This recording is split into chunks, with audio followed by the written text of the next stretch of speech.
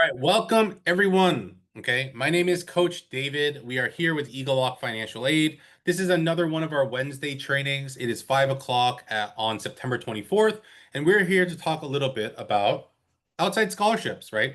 Now, we're going to talk about how they can help. We're also going to talk about how they can hurt you, right? So, just as we're starting out here, if you can put your child's grade in the chat, right, that'd be kind of great, right? So I can understand who is here, right? I see more people filtering in. Welcome, welcome, welcome. Thank you guys for being on time. And again, if you guys do have questions, put them in the Q&A, put them in the chat. If they're in line with what we're talking about, I'll go ahead and answer them at that point. If they are not in line with what we are talking about, I'll go ahead and kind of answer them at the end. Okay. We have a lot of 12th graders here. That's good, right? And also not good, right? And I'll tell you a little bit why it's good and not good that 12th graders are here. Now, 9th, 10th graders, this is really going to help you. But again, there are things you have to be worried about when you're thinking about outside scholarships. So let's kind of jump straight into it. So just a little bit about today, right? We're going to be talking about financial aid news, new things that have happened, right? Outside scholarships, right? What they are, right? How you find them, right? How they can hurt and help you. We'll also talk about a phenomenon called scholarship displacement. I talked about it before, more in depth. Today, I'll just do a brief overview to give you an idea of exactly what that is, right? Now, for those of you that are here for the first time, again, welcome. Whether you joined us from, you guys are a new coaching family in our egelloC coaching programs, or if you are here from Facebook, right? Welcome, welcome, welcome. My name's Coach David, right? You'll always see me here. I always wear the same hat, right? I have like 5 of them, right? So that's kind of my trademark, right? Nike, please sponsor, right? But the other thing is, well, I'm a former law school and college admissions reader, right? I've also been working in the financial aid space for the last 15 years, right? And I'm ready and willing to help your family save money, okay? But there's some things that you guys need to do in order to do that as well. You need to get the full understanding of the financial aid process in order to do that. Now, over the next couple of weeks, we'll be doing a full review of everything that's needed in order for you to go through the financial aid process, right? Now, for those of you guys that do know, right, you know that the FAFSA is supposed to open on October 1st. I'm still not sure that it is, right? But I'll talk about that a little bit later once we kind of get into that at the end, right? And I do have a special offer there as well. So we'll talk about that. Okay. But let's jump straight into financial aid news, right? The first thing here is this. There's been a lot of stir up kind of like in the government and in college kind of admissions and college financial aid about the changes to college financial aid, right? One of the new policies that was going to be in place was that they were going to cut the Pell Grants. Now, for those of you guys that know what a Pell Grant is, Pell Grants are for families that are considered low income, right? And for those families, right, they were going to drop the amount of financial aid that was given from $7,395 to $5,710, right? Now, the good news that I have here is that change is not going to be happening. They are not cutting Pell Grants, right? So for our lower income families, right, that is a blessing, right? That extra $1,600 might be the extra money that they need to pay for, whatever this is, fees and books and, kind of their meal plan, right? So again, that's a good thing there, right? Now, just a little bit more about the Pell Grants. The Pell Grants range. It's not always that you get the full Pell Grant or not, right? It can range anywhere between $740 to $7,400. So basically, from 1 unit to 10 units of money, right? So, and anywhere in between, right? And it just depends on where you fall on the income spectrum, right? Another piece of news, right, that I've already talked about before, but I wanted to make sure that we talked about again because this is a piece of information that's been coming up in across academia in general, right? One of the new things that has happened with the kind of one big beautiful bill is that there are now limits on graduate and professional schools, right, as far as loans. Now, a lot of families might be thinking, well, why is that an issue, right? Well, here's why it's an issue, right? The new limits that have been placed on graduate school and on professional school, like law school or medical school, dental school, so on and so forth, is 200K, right? For graduate school, it's 100K. Herein lies the problem, right? So I went to law school, right? Law school, generally speaking, tuition plus room and board, books, right? And our books are about this thick, all of them, right? And again, they're all hardbound, this and that. There's nowhere you can find them online, unfortunately. And so each book is like $300-400, right? And you're taking, I don't know, 8 classes a year, right? So that's another $3,000 in just books, right? But here is the issue. For law school, the total cost of going to law school, roughly speaking, is about $300,000. That's what the all-in costs are, right? If we're limiting professional school, law school, which is a professional school, to $200,000 in loans, basically what the government is saying is that families now need to come up with $100,000 in order to send their kid to that school. Before, the student could take out the full cost of attendance as a loan, right? Making it possible for students of all backgrounds to go to these professional schools, medical schools, so on and so forth. Medical school is even worse. It's about $125,000 a year, right? And so over the course of 4 years in medical school, that's $500,000, right? And so if you can only take out 200,000, well, where's the other $300,000 coming from? I don't know. It's supposed to come from mom and dad, right? But what if mom and dad don't have that money? The question now becomes, in the future, how is this going to affect future students that are going to these programs? And realistically, I think the answer is that people are not going to go anymore. That means a shortage of, people with master's programs and PhD programs under their belt. That also means less doctors, less, students that are going to nursing programs, students that are going to dental programs, pharmacy programs, law school programs, that across the board, the kind of like high level industries that a lot of our like students are kind of pushing for, they're not going to be a reality anymore because, well, their families can't afford it. Okay. And so again, these are some bits of news that I want to put out there in the world because a lot of people don't know, right? They have these thoughts of, oh, well, my student's going to go to medical school. Well, realistically, that means you have to fork up $300,000, right? The question is, do we have that kind of money, right? Now, a lot of people are thinking, well, yeah, well, we can get financial aid. I'm sorry. For graduate school and professional school, there is no such thing as financial aid. Your students, after they graduate from college, are considered independent students. And because a lot of students are going straight from college to graduate schools, a lot of students' income is zero. So if the school had to pay for all of that, unfortunately, they cannot run their school off of getting $0 from the students. Okay. And so they do charge, and that's why the loans were in place so that students could go and then they pay them back because they're going into higher kind of like, higher income professions, right? So how this will play out in the next 10, 15 years, we'll have to see, but I think my prediction is pretty spot on. We're going to have less of everything, right? And unfortunately, the government made it that way. Okay. Now, as far as what's going to happen in the future and new news that comes up, I will try at my best to kind of keep everyone updated, right? With the new news, right? I'll try to stay up as objective as possible, right? And give you guys just the facts. Okay. Now, before we get into the training, I have a quick message because I saw a lot of 12th grade students here, right? Now, here we do still have programs. Literally, I asked our team today, right? Our college coaching team, and I said, are we still accepting 2026? And they said yes until September 30th. After that, we can't help you. Okay. So if you do have a 12th grade student and you want to talk to our team, right? Please make sure to reach out, right? Now, even if you're a younger grade student, right? Our prices stay the same. Doesn't matter if you sign up in 8th, 9th, 10th, 11th grade. So please reach out so that you can get your journey started with us early, right? The earlier you start, the more we can help. Okay. So if you do have questions and you want to join one of our coaching programs for your 8th, 9th, 10th, 11th grade student, right? Or even 12th grade student, right? For the next week, please go ahead and contact us. You can text us at 949 775-0865. Just text college. Our team will reach out to you, ask you the questions that we need in order to make sure that you're getting the help that your family really needs, right? You can also book your own consultation with that QR code there. So I'm just going to leave this up for a couple seconds so people can take screenshots, or if you're watching on your iPad, just take out your phone real quickly, go ahead and scan that QR code so that you can sign up for a consultation. Okay. So I'll give you guys about 5-6 seconds there. Okay.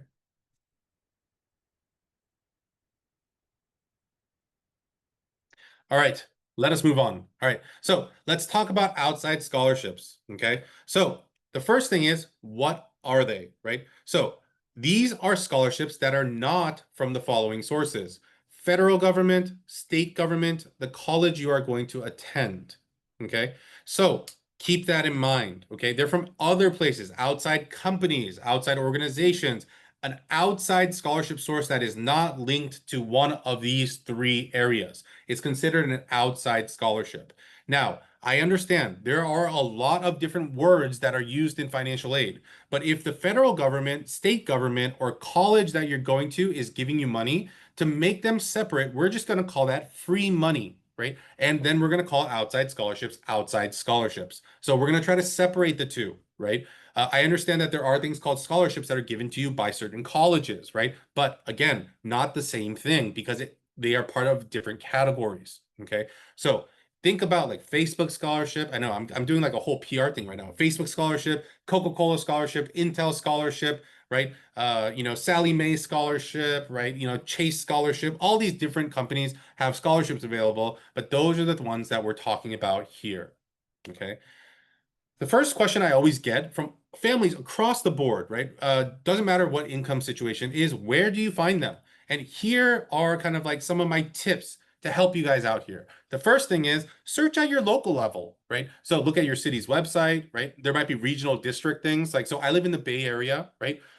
You might look at PG&E. You might look at like your water district. There's different places that have charitable giving and donations and scholarships for students that live in their area and are going to college. And one that a lot of people don't like kind of think about are your parents' employers. A lot of kind of employers, especially larger employers, do have scholarships for their kind of employees, right? At a larger level, there's a lot of websites that people can use to find scholarships, and I'm going to go over a couple of them, right?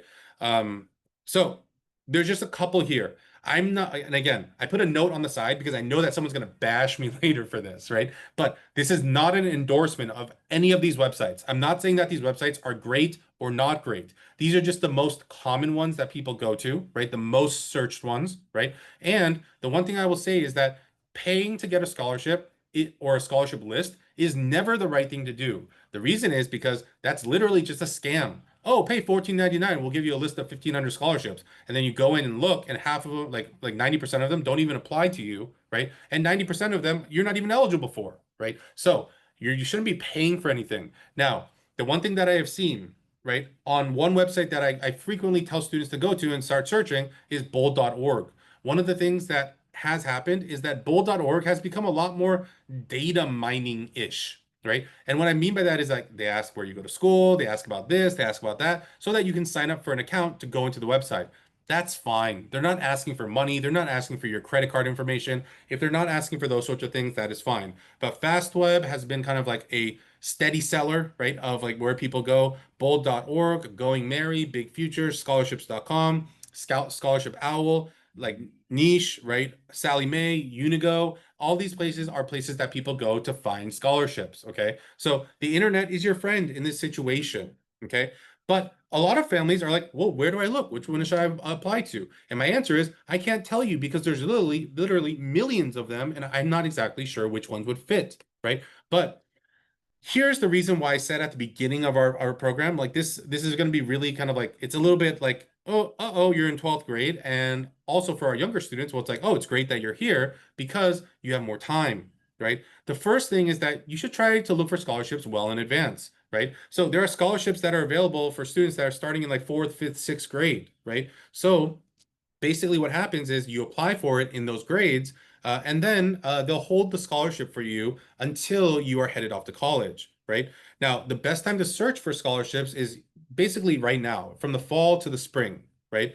And again, like one of the ways that we can help you is working with the Financial Aid Edge program. We don't necessarily help with the outside scholarships. If you are part of our kind of like college coaching programs, then yes, we will help you with these outside scholarships, not necessarily finding which ones you should apply to, but once you find the ones you want to apply to, then we'll help you with the application process and the essay process, interview process, those pieces, right? Now, if you're working with our program, one of the things I want to say, and we'll talk about this later again too, is that you need to be aware of non-renewable scholarships, right? And it could cut into the financial aid that you get, okay? Now, another key piece is how to search, right? This is really a keyword battle, right? So we'll just kind of like give you like an example, right? So again, there's like a bunch of things like involvement, service, leadership, talent, background. right? So if you're looking at like a certain keyword, most of those websites have keyword searches, right? So you can find ones that are more relevant to you, right? So, even in your like Google search browser, you can type in like a keyword and type in grant or scholarship or award. But like let's say that you're looking for like you're like a big time surfer, right? And you look up surfing scholarships. You also want to look up other variations or other like kind of corollary terms to see if there's anything that also fits, right? So like surfing, water sports, body surfing, surfboards. You want to look up other terms that are similar as well and in that same area so that you can see if there's anything out there, right? Again, and another thing that we also tell students is it's also a good thing to add in your location, right? Because there might be more specific like city, regional, or kind of like, state things that can help you in your search to find things that are more relatable to you and that you are eligible for. Okay. So again, where to search, now how to search, right? So that those are kind of two pieces, right? Now frequency, right? Frequency is very important. Now I have the goal at the bottom, right? For younger students, I say find one a week, right? The question is, well, why do we want to find one a week, right? The answer is because scholarships are really about kind of like a numbers game, right? Now, for those of you that have had consultations with me and we've talked about these outside scholarships, one of the things that you'll notice that I always talk about when I talk about outside scholarships is that the percentage of kind of the probability of winning it, right? Now, if it's a smaller scholarship like 500 bucks, 750 bucks, 1,000 bucks, right? Realistically, you have like again, if you kind of put your time and effort into it, you have about a 10% chance of winning that scholarship, right? The larger the amount that or the larger the amount of the scholarship that you're trying to apply for, the kind of the lower the probability that you'll actually get it, right? I'll just give you an example. Like the Gates scholarship, that's a 4-year fully funded college education, right? That's literally like a 1 in 10 million shot, right? So for that one, your chances are super low, right?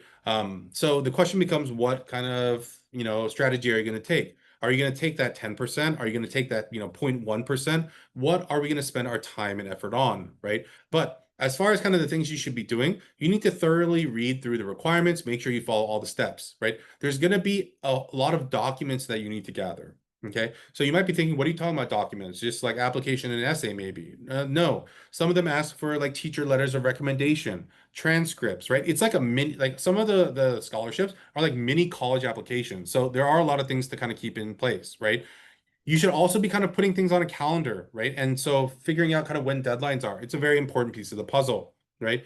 Obviously, you want to make sure that you are turning in a strong application as far as the supporting materials, such as the essays, right? And also make sure that you're seeking feedback and review if you're in our coaching program from your coaches, or if you're not in our coaching programs from someone else, right? And then obviously following up, right? And then maintaining the different scholarships that you have kind of applied for, creating a quick kind of like, sheets, a Google Sheets or an Excel sheet of where you've applied and kind of what the award is and when they're going to let you know. All these things are very important. Okay.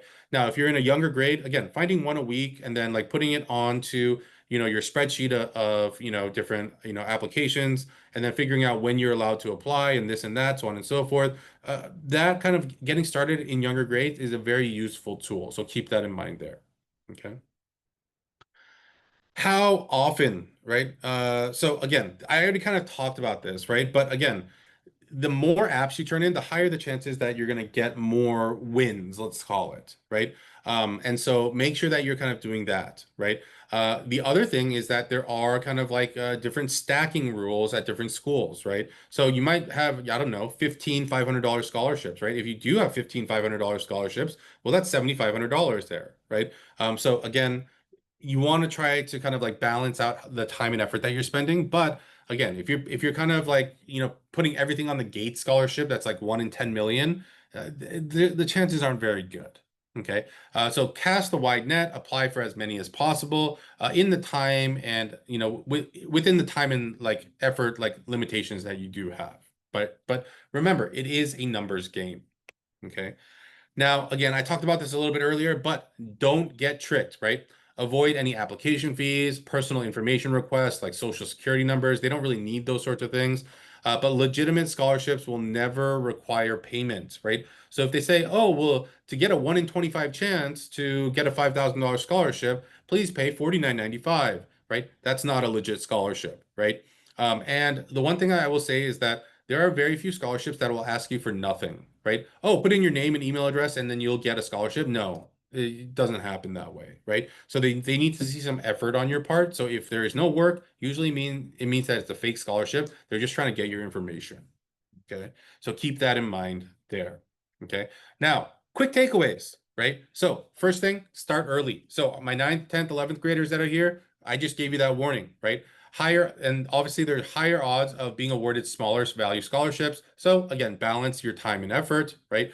Obviously, local, more niche types of scholarships have a smaller population of candidates. So again, your probabilities go up, right? Make sure you're looking for renewable scholarships, and we'll talk about this in kind of like the scholarship displacement a little bit later, right? And be proactive and persistent. Okay.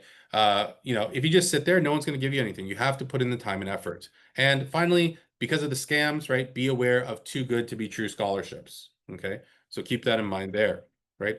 But, right, and I have a big but here, right, because outside scholarships are great, right? They help fund a lot of students like college expenses, right? But you have to be careful here, right? And why do you need to be careful? Well, right, they can help or hurt you, right? So let's kind of go through each part of it. Let's start with help, right?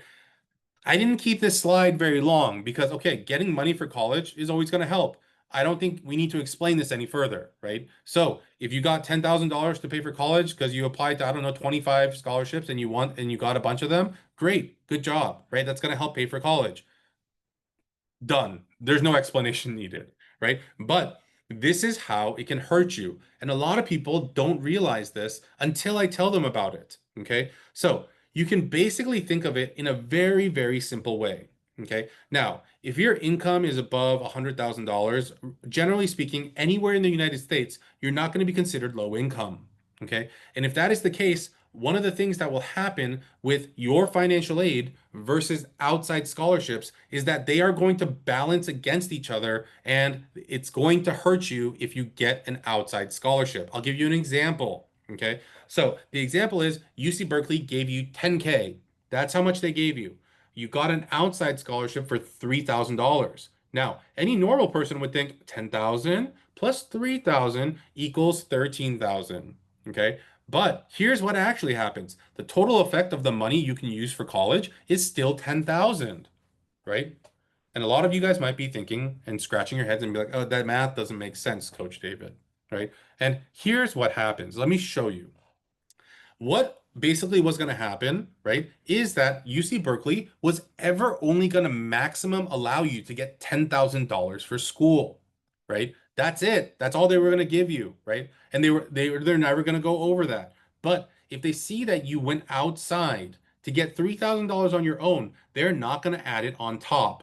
The only students and families that are allowed to stack their scholarships on top of each other are families that are Pell Grant eligible. So it means that you need to be considered low income in order for them to stack your scholarships. Okay? So if you are a Pell Grant recipient, then yes, UC Berkeley gave you 10, you got an outside scholarship for 3, you will now have $13,000 to use for college. But every other family that is above $100,000, right, is this, right? This is what happens. $10,000 from UC Berkeley gets reduced to $7,000. They add in your outside scholarship so that the net effect of your overall financial aid package is still $10,000. Okay. Now, right? There's probably a lot of families out there that are thinking, what the heck? Why would they do that? Right. And I think the same thing every time I explain this, right? It's like we put in the extra time and effort to apply for these scholarships. So why are you penalizing us for it? And you might be thinking, well, it's not really a penalty. Well, it is, right? Think about it.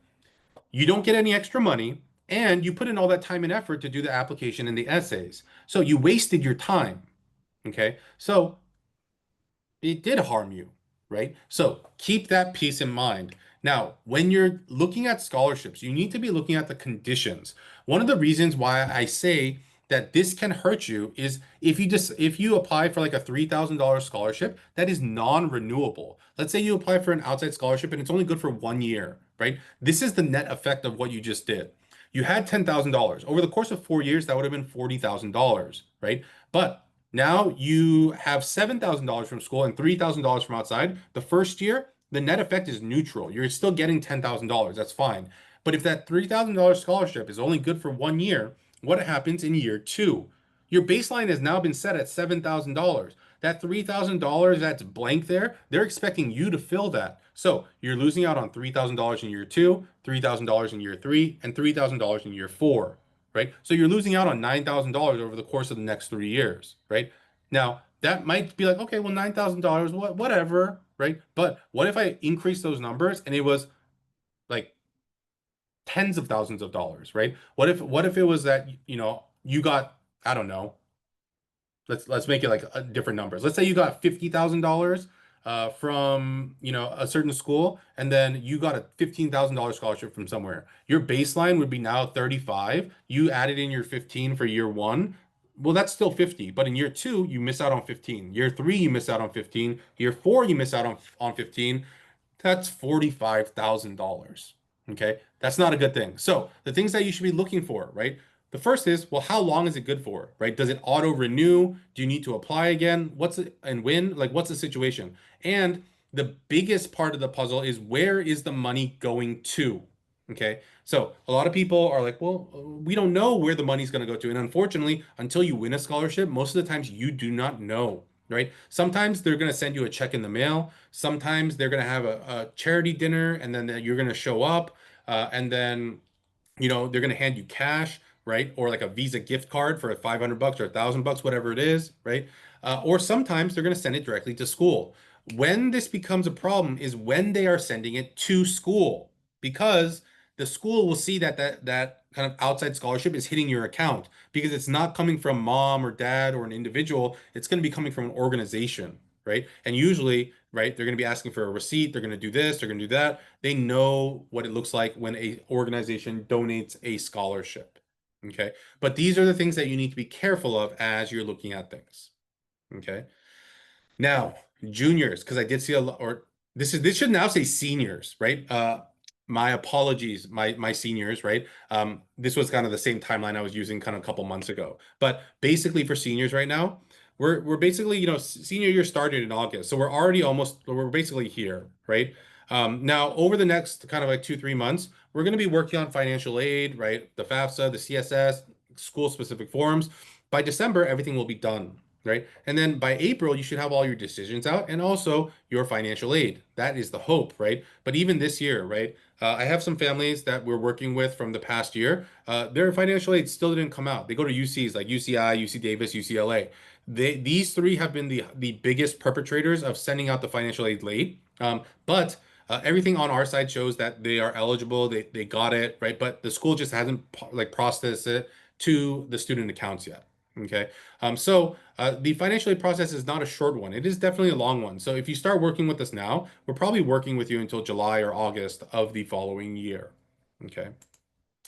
Now, the one thing I ask is that families ask for help. There's too many people that like go through the process on their own and then later come to us and be like, yeah, I did all this stuff and then I didn't get any aid or I got very little aid, so on and so forth. So, right, we can't help them at that point, right? The waters have already been muddied, right? Because you have turned in things kind of haphazardly, right? Now, again, I know it seems very simple, like, oh, put in this here, put in this here, but it's not as easy as you guys think, right? So there are kind of definitely different pieces of the puzzle. But the one thing I ask is please reach out to us. Facebook, Discord, email, text, right? I'm sure you guys have all gotten a text from us. You've all gotten an email from us before, right? If you're in our Discord channel, I always put an announcement there, right? We also have a financial aid support channel, right? So reach out to us in any way possible. Okay. Now, I know that there's a lot of families that are applying early action and early decision. If that is you and you are a 12th grader, don't touch do not touch the FAFSA. Do not touch the CSS profile until we have a conversation, right? After the conversation, if I tell you I cannot help you, then go ahead and do things on your own. But if I tell you that there are possibilities for your family, then we need to kind of think if it makes sense to sign up for our program or not. But whether you sign up or not, I am more than happy to have consultations with you, right? Now, my schedule, because you guys have shown so much love and support, right, for our program, and you guys have signed up for a lot of consultations, my schedule sucks, right? But I am committed to talking to every single senior family that's out there. hopefully before October 1st, so in the next week, right? So if you go onto my calendar and you don't see a time available, please reach out to me. I will find a time. Even if I have to wake up super early or stay at the office late, I will talk to you, right? And I'll give you kind of my assessment of your situation right there and then. I don't like dragging things on, being like, oh yeah, I'll talk to you again in 2 weeks. No, I'm going to tell you what I can save you, right? And what our money back guarantee is, right? And if it makes sense for your family, I'm going to send you a contract, right? And if that makes sense for you, you can sign up. If it doesn't make sense for you, that's fine. But I don't like to mince words. I don't like to kind of like beat around the bush. I'm going to give you the straight talk answers. And then if it makes sense, you sign up. Okay. Now, again, I always go over my results. They're pretty great, right? This family makes 350. I saved them around 30 to $40,000 a year at various schools. This family makes over 400. I saved them $42,000 a year at Baylor. This family, their income was a little bit like it was closer to 220, but I saved them around $30,000 at a UC. So again, different situations, right? Everyone's income is different, right? How things happen are different. So keep those things in mind. Okay. Now, I told you I had a special thing for people, right? So obviously if you're here, right, then you'll hear it and then you'll be here next week, right? But there is a special training next week. And well, it's special because maybe the FAFSA is opening. I'm not sure yet. I told you guys this already. I'm not sure if it's actually going to open or not. I know they've been doing beta testing, but even in the beta testing, from what I hear, it sucks still, right? And so, will it actually open on October 1st? Well, they promised that it would, right? But I don't know. Promises are kind of like clouds, right? They disappear all the time, right? So we'll see what happens. If it does open, right, in honor of an on-time opening, I'm going to be having a special offer for our families during that week. So make sure to be there so that you can kind of take advantage of that special offer we're having. Right. So stay tuned, right? Be there next week to get your special offer. There'll be like a special keyword that I need you to put into your form as you're signing up for your call. Okay. But I do want to make sure that I open up for questions. I already see a bunch in there in the chat, in the Q&A. So we'll definitely start with those. If you have other questions, please make sure to put them in the Q&A or in the chat. Now, if you want to talk to our team, they're standing by, right? So you can text us 650-860-5201. Just text money, and then our team will reach out to you. My support team, I have two members on there, right? We have Joanna, and we also have Seth, right? Either one of them will reach out to you so that we can go ahead and find you guys a time slot. It might take a little time for them to respond because, well, they're checking in with me if I can stay late or do this or do that or move things around to accommodate, especially those 2026 families. Okay, so we'll start with the questions here, and I'll leave this screen up so that people can ask their questions. Okay, and also book their call, right? You can also book your call straight from that QR code as well. Okay, but let's kind of get to the questions here. So we had a question here. It says the new loan limits are worrisome, right? Seems like it will discourage students from pursuing graduate education. Do you think these rules could be reverse change in the next presidency? We have a middle schooler hoping loan options become available in the future. I've been right with a lot of my predictions over the past 5 years, like with what's going on in the world and things like that, right? But I don't, I'm not sure, right? Um, it is my hope that things get reversed, right? But who knows what happens in the next election and then in the next congressional elections and this and that. Like, I just don't know anymore. There's too many variables, right? But realistically, do I think that these will stand? No, right? Because what's going to happen is that we're literally going to see a drop off of students going to graduate schools, and we're going to have an undereducated, right, population, right? We're not going to have enough nurses, right? Like, think about what happened during the pandemic. We didn't have enough nurses and we didn't have enough doctors, right? And then we decided to put another restriction on doing that. And then what happens when, pandemic number two rolls around? We're going to be in even a bigger kind of like hole, okay? So I don't think that these will necessarily stand. I think there will be a change, or there's going to be a huge overhaul of the educational like financial system, right? But is it going to happen in the next year or two? Probably not, right? Is it going to happen in the next 5, 10 years? Maybe. In the next 20 to 25 years? More likely, right? So the question becomes kind of like, how long is it going to take, right? We have another question that says, are college scholarship applications due before you know if you're admitted, or do you receive your decision before applying? So as far as the financial aid, so from the federal government, state government, the college you're going to, you will find out your scholarship offer if and when you get in, because there's no reason to give you a scholarship offer if you get rejected, right? Now for outside scholarships, their kind of like notification deadlines are different, right? Depending on when you're applying and what organization it is, right? So, you'll have to go to the specific websites for that, right? We also have another question here, and it says, is the stacking offset for aid from schools or merit too? So the one thing that I always tell parents is that merit scholarships don't really exist, right?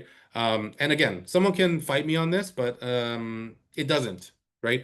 Um, at lower tiered schools, it does, right? But at the top, like 30, 40 schools in the United States, merit scholarships don't really exist, right? Now, I know that they exist at the UCs, for instance, right? They're the Regent Scholarship, right? But if you think that you have a good shot of winning a Regent Scholarship from a UC, your chance of winning that is 50 out of 10,000. Now, how I got to that number is this. They literally say on their website that they send out 50 Regent scholarships, right? And we know how many students they accept every year at each campus, which is 10,000. So that's how I get the 50 out of 10,000 shot. If you think that a 50 out of 10,000 shot is a good percent, like good probability and like good percentage, we need to have a conversation, right? But merit scholarships don't really exist. So the aid that you're going to get usually is need-based. If it is need-based, yes, it will offset for that. Okay. We have another question here. It says, how would earning scholarship money then affect your FAFSA? Would they consider stacking money? I don't, maybe I don't understand this one. Uh, would earnings, would they consider stacking money? I might not fully understand this question, right? But if you earn money from a scholarship, there's like a separate tax form you have to fill out, but it doesn't really count negatively towards income for the student. So you should be fine, right? So don't worry too much about that, right? There's like a separate like I forget the number, but there's like a 1098T form or something that they sent you, right? All right, and then we also have another question here, and it says, on websites like Bold and the other ones, they auto apply you to a few scholarships. Are those likely? Is there a point to doing that at all?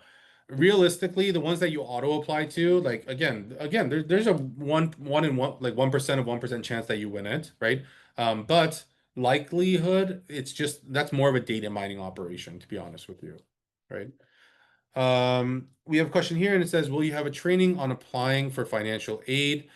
So I can't get into the specifics kind of online, right? The reason is because, well, we need kind of real data, right? But, right, I will go through the different forums and kind of inform you guys about different areas, right?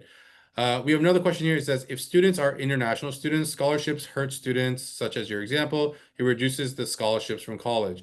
So unfortunately, if you are an international student, usually, and like, let's say your family's been here for a longer period of time and parents are also here, the only thing that you will really get in terms of like benefit is going to your home state school. So wherever your family is a resident of, they'll give you in-state tuition. Other than that, they're going to expect you to pay full price, especially at the state schools. Now, private schools across the board, they say that they have international student aid, like yeah, international student financial aid. The reality of it doesn't really happen, right? One of the forms that private schools actually have you fill out as you apply to that school is a certificate of finance, right? A certificate of finance form basically like is basically a form that makes you prove that you have the cash available to pay for 1 year of college, right? So that they know that they can choose you and that you can enroll, right? So just keep that in mind. Now, unfortunately for international students, I wish there was more I could do for you on the financial aid side, but there isn't really, right? You need to get to that permanent resident status in the United States for there to be more options available for your family. But if you're still on like if you're on a if you're on like a J visa or an H visa or an L visa, until you have that permanent residency, right, it's very difficult for students to get anything. Okay. We have more questions, and it says, just curious, what were the graduate loan limits before? The graduate loan limits before were whatever it costs for you to graduate, right? So for law school, you could take out $300,000, roughly speaking. For medical school, you could take out $500,000, right? For all your other programs, it was literally you could take out the cost of attendance. So whether it cost 10, 20, 30, 40, 50, $100,000, you could take it all out. But now you can't. Okay. And we have a question here. It says, do you have a list of colleges that allow scholarship stacking? None of them do, right? So very few colleges allow for scholarship stacking unless that's all you're doing, right? So let's say that you got zero financial aid and then your kid goes out and they win 200, $500 scholarships. Then yes, they'll stack them on top of each other. They will receive them for you and then you're all set, right? But just any general college will always discount the outside scholarships from the financial aid that they were going to give you. So there aren't any colleges that will stack necessarily, right? Now, there might be some ones that have a special policy of allowing even like non-low income families to stack. But the question becomes, is that really the school you want to go to, right? Of the ones I'm thinking of in the top 100 or top 150, none of them do. Okay. All right. So these were all great questions, kind of like different areas, and hopefully you guys got a little bit out of this, right?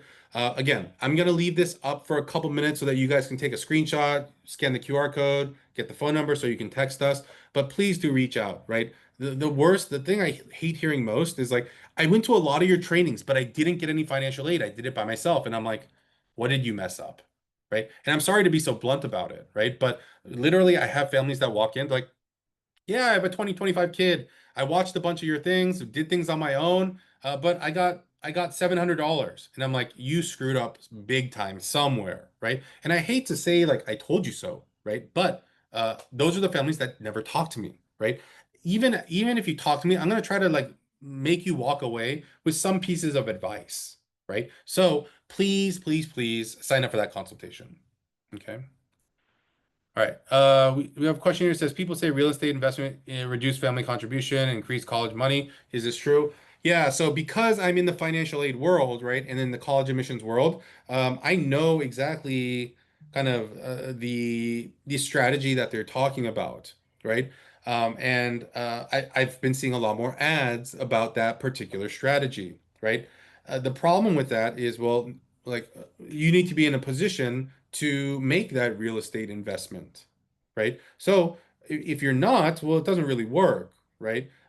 If you, and again, it depends on where your income is, right? So the question is, how much of a deduction can you get on the investment that you're making, right? Now, let's say that your family makes $500,000 a year, right?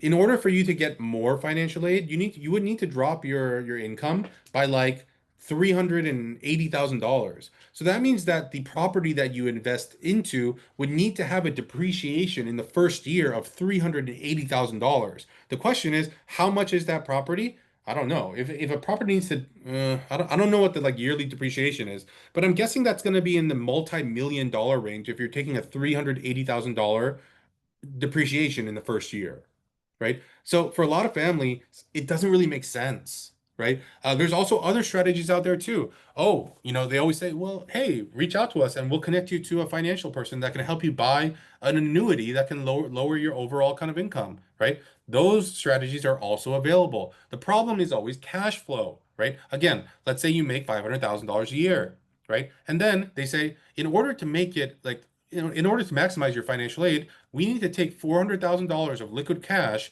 and then we need to throw it into a kind of qualified annuity that you will start getting at 65, right? Well, I don't know about you, but I don't have $400,000 just laying around in cash somewhere, right?